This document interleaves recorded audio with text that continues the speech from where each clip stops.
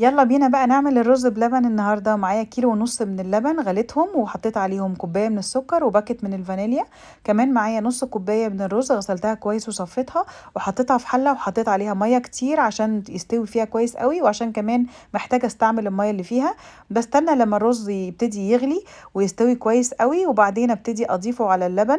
انا بسويه سوا كامل في الميه بتاعه الغلي واحطه بالميه بتاعته، وبعدين بضيف النشا، بحط كوبايه من النشا على المقدار ده زي ما احنا شايفين، لان المقدار ده في الاخر بيعمله حوالي 2 كيلو من اللبن بعد ما ضفت ميه الرز كمان عليه. بعد كده بستنى على نار هاديه بقى لحد ما النشا تبتدي تستوي ويتقل ويبتدي يعمل بابلز كده، يبقى كده تمام. بعد كده خلاص بصب بقى في الاطباق واسيبه يهدى شويه واحطه في التلاجة.